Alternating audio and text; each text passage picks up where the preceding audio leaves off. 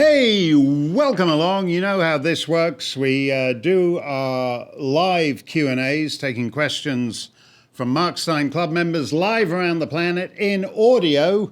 But I don't always get to all the questions, so we save a few of them for one of our video editions of Mark's Mailbox.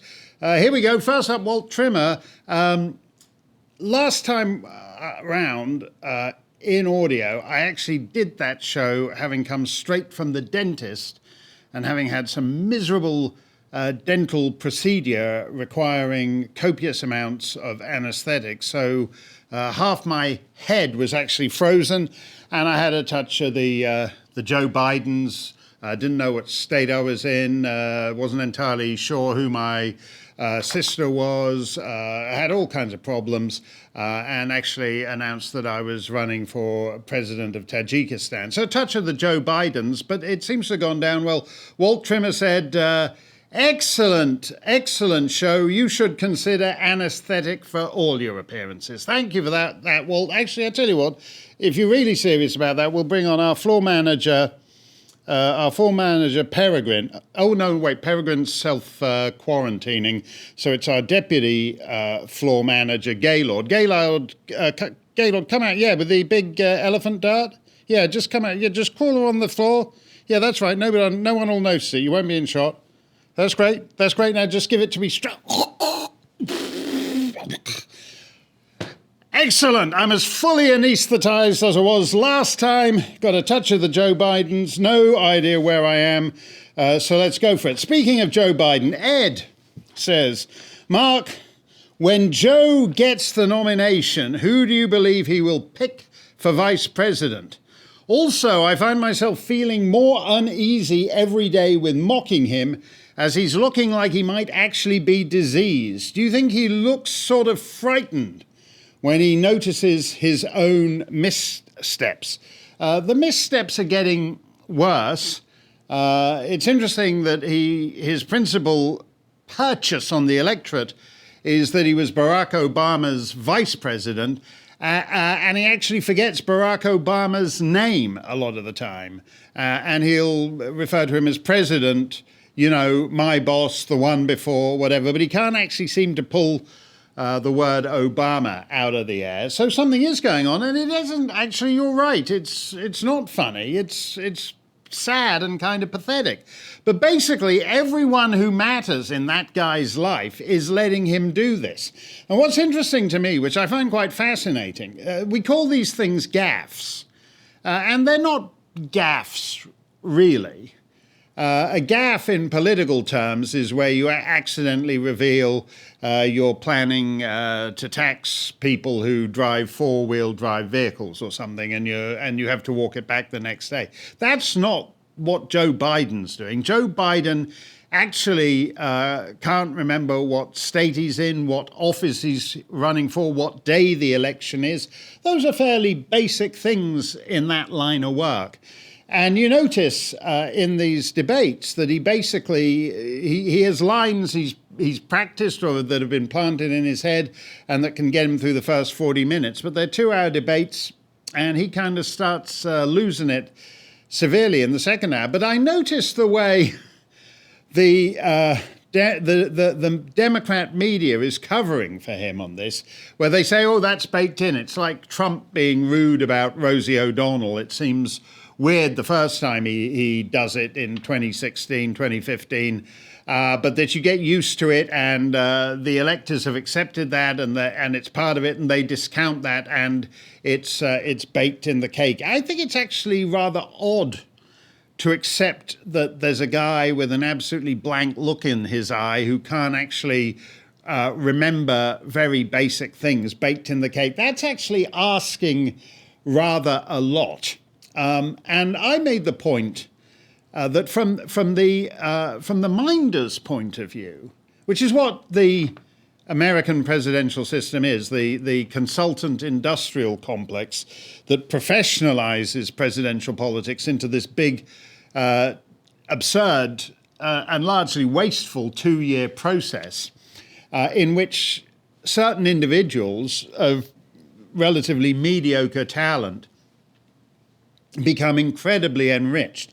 You think of that near $1 billion that Michael Bloomberg dropped into the race. The people who benefited from that, the people who encouraged Michael Bloomberg to run for president because it would mean they would be getting 7 and possibly 8-figure sums out of it from him.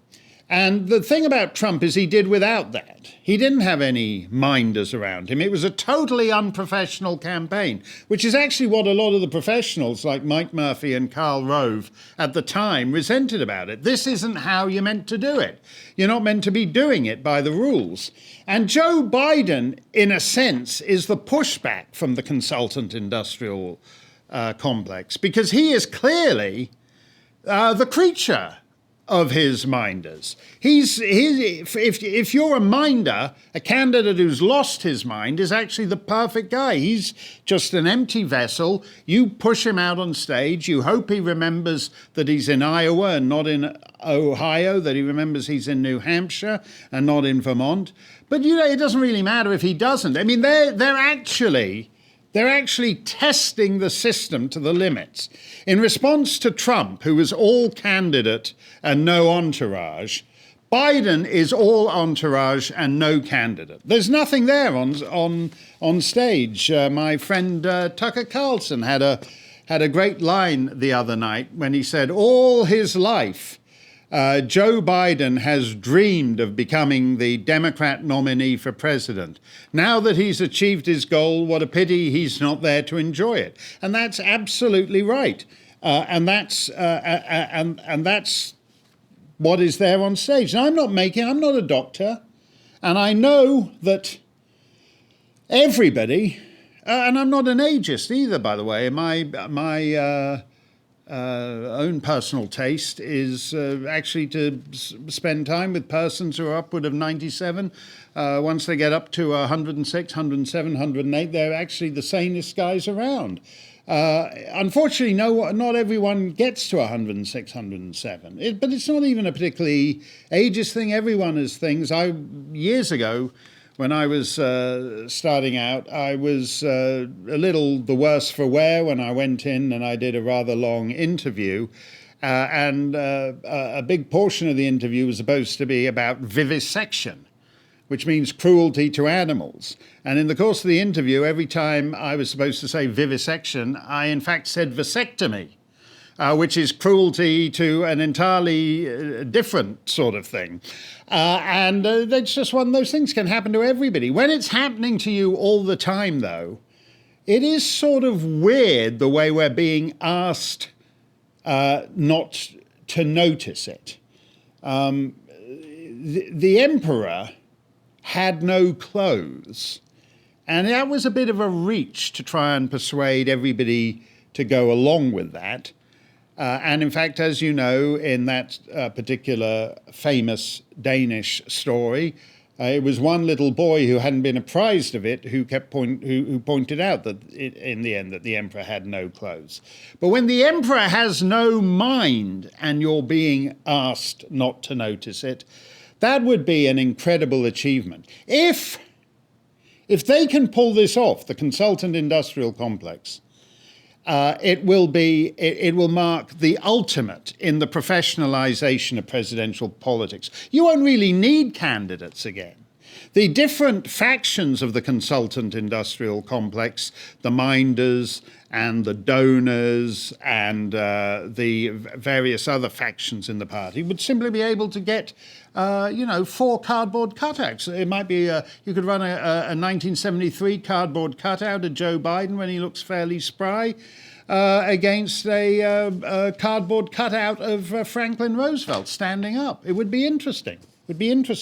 But the critical point then, Ed, which you touch on, Ed says, who do you believe he will pick for vice president? I've said this, that Joe Biden has already conceded that he wouldn't necessarily serve 2 terms. The question would be, do you think this Joe Biden is capable of making it through 1 term?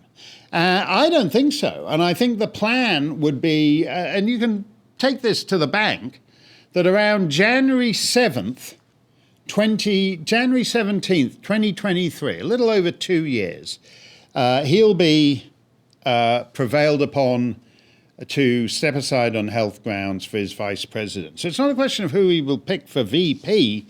It's the fact that the VP is going to be the person they hope is going to be in there for half of Joe Biden's term and then another couple of terms. Natalie Olson says, "Hi, Mark. I think that everyone invested in the primary is forgetting about Tulsi. Just because she is from a small state does not make her less qualified to be president." I don't think Hawaii is that small a state, Natalie. I'm from New Hampshire, and that's pretty thin at its narrowest parts. She does the same job other senators do, and I think is better at trying to be non-partisan to solve issues. She's certainly head and shoulders above Bernie or Biden, and I would consider voting for her should she win the primary. Do you think she could have a chance?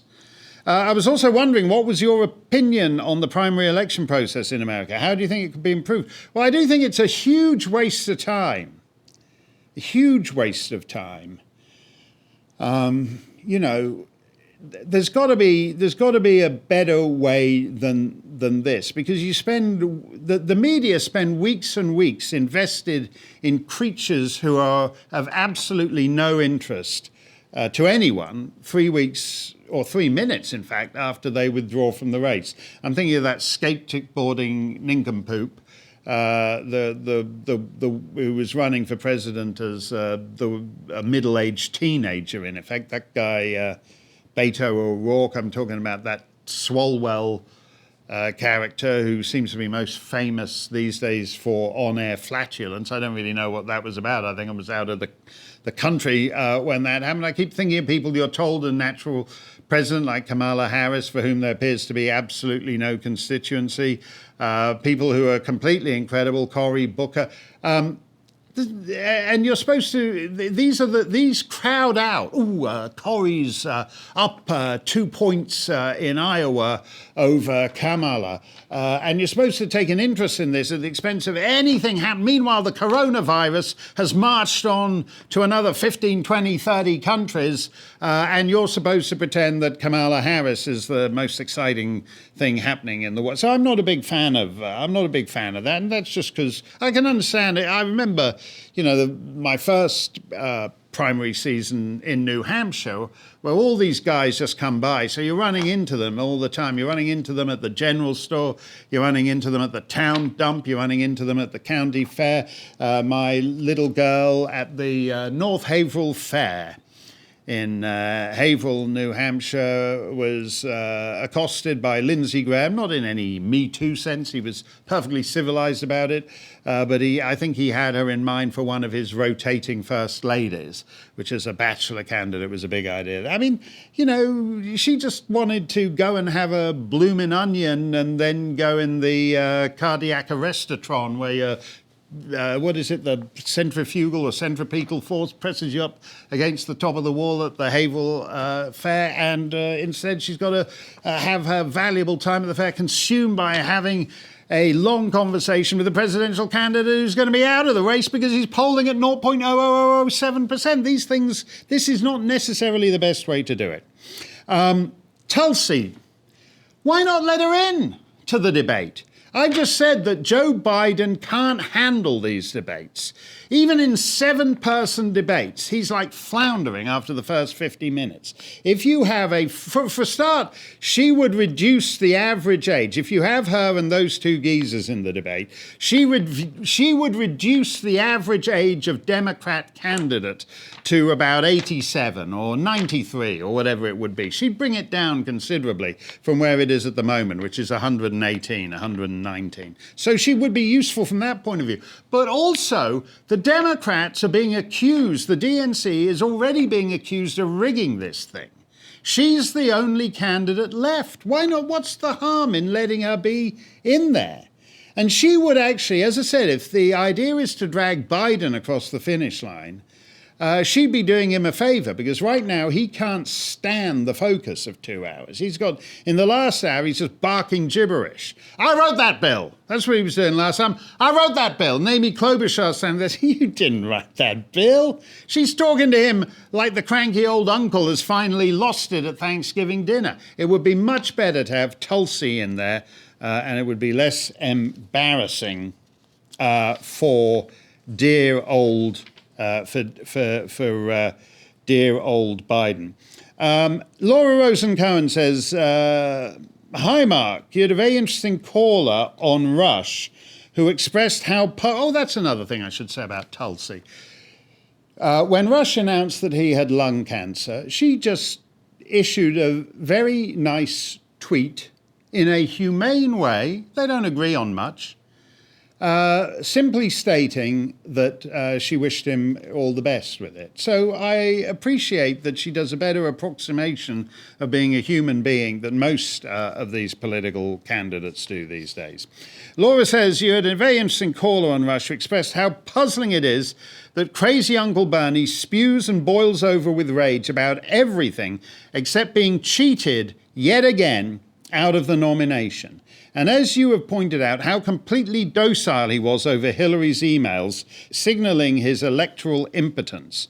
Do you think that running but not winning is Bernie's business model? If he runs and runs and runs, the money still comes in. But if he shows no killer instinct, he doesn't have to get a real job. Maybe he's never actually been in it to win it. I'm not sure about that. All these other people, like these candidates who 10 minutes ago, they were accusing Joe Biden of being a racist because he's opposed to busing, like Kamala Harris, and now rolling over and letting him tickle their tummies at the prospect of being invited to be his vice presidential running mate or getting a place in the cabinet. Bernie isn't going to have, realistically, there's no place for Bernie in a Joe Biden cabinet. There's no spot for Bernie on the vice presidential ticket. I do think there's a certain lack of seriousness there. Republicans explicitly were looking for someone who punched back last time. And that was what Trump did. He punched back. And so, in a sense, his track record of the previous 20 years, where he was not ideologically hardcore, but he was tonally hardcore because he'd been doing business with New York. And in fact, he was, in a sense, a non-ideological person. But he was tonally hardcore in that he punched back, and that if you picked a fight with him, he would take whatever you threw at him and shove it straight down your gullet until you choked on it. And that's what the Republican base wanted after milquetoast Mitt Romney, who had allowed himself to be beaten up by Candy Crowley on TV. Now, so Trump had the killer instinct and Bernie didn't. And in 2016, when Bernie was asked a question about Hillary's emails and said, I'm sick to death of your damn emails, he revealed to Hillary that he was no threat and he wasn't serious. Now he's doing the same thing again with Joe Biden. And for the same reason. Hillary, the Clintons and the Bidens are corrupt. They're stinkingly corrupt.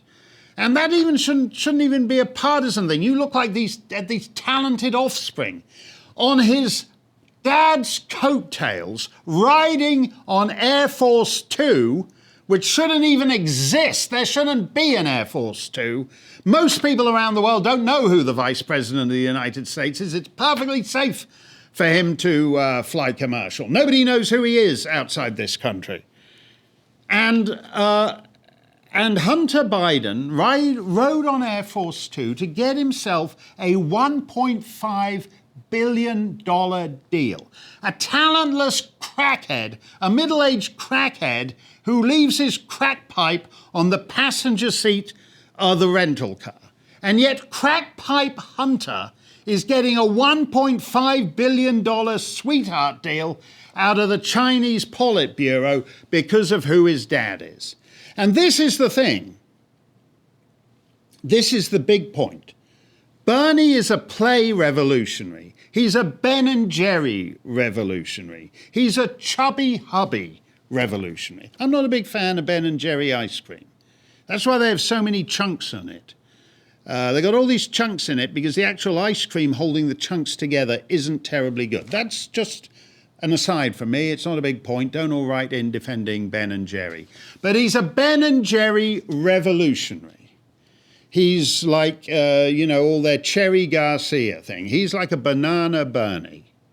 He's a flavoured ice cream of a revolutionary rather than the real thing. Meanwhile, it's the so-called centrist wing of the Democrat Party, all the moderates, who've been pulling all the deep state shenanigans, who've got the permanent bureaucracy, turned them into partisan hacks, sent some of the most powerful law enforcement agencies on the planet to ruin and destroy the lives of people who are guilty of nothing except this totally fake crime of quote-unquote misremembering to the FBI. By the way, if misremembering is a crime as the FBI see it, I would love to see a federal agent interview Joe Biden.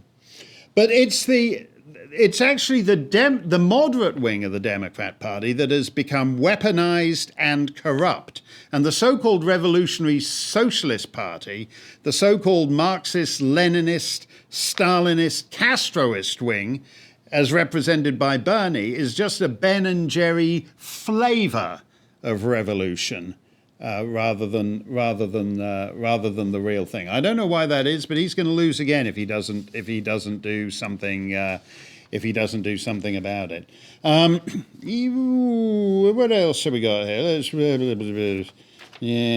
know about that one. Don't know about that one. Oh, this was quite an interesting one. Jill Felsen says, "Hi Mark, how would you assess the state of Britain today? I mean, mainly culturally. In the mid-70s, I spent a year and a half in London as a research student living in an international student house. We talked about the British thing all the time. It was consensus that whatever you wanted to say about the Brits, they knew who they were. This was at a time when the British economy was in shambles. The unions were ascendant, with IMF bigwigs calling the shots, and IRA bombs going off every night in time to make the 9 o'clock news. It wasn't a happy time, but there still seemed to be pride and conviction, as well as a deep sense of history and place. A terrible decline has happened in 45 years, even with a Thatcher interlude and now Brexit.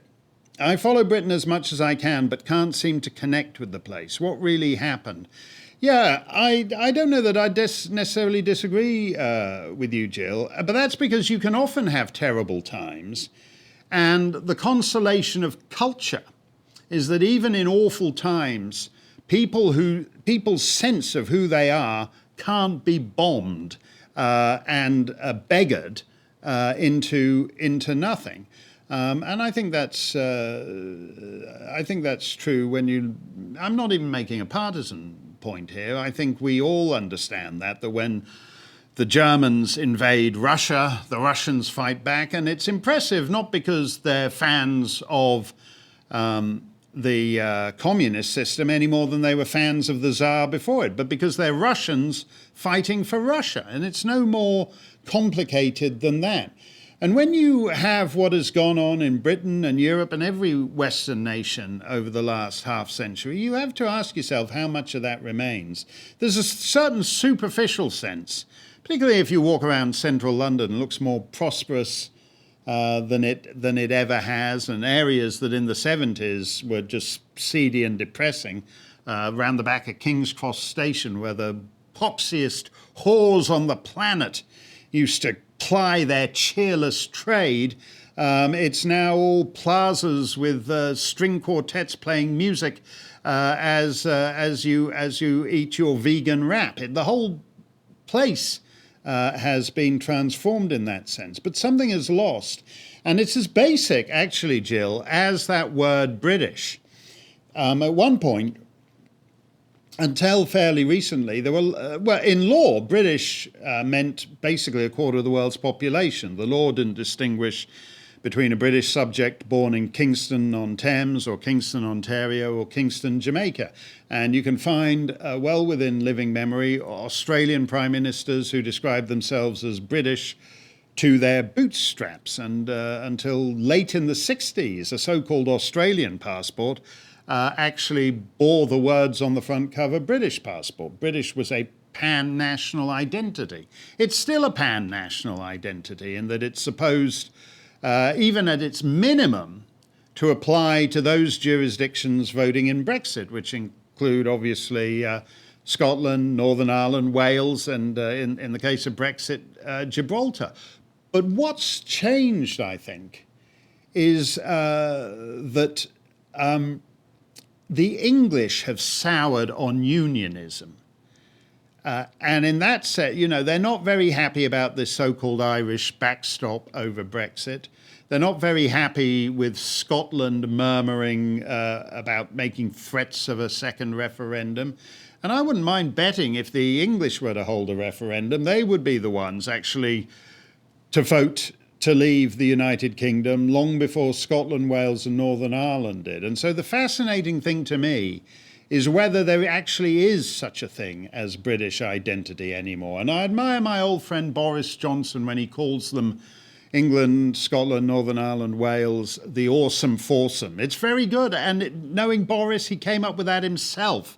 And like Joe Biden and these ghastly presidential candidates, he didn't have to get somebody to focus group that.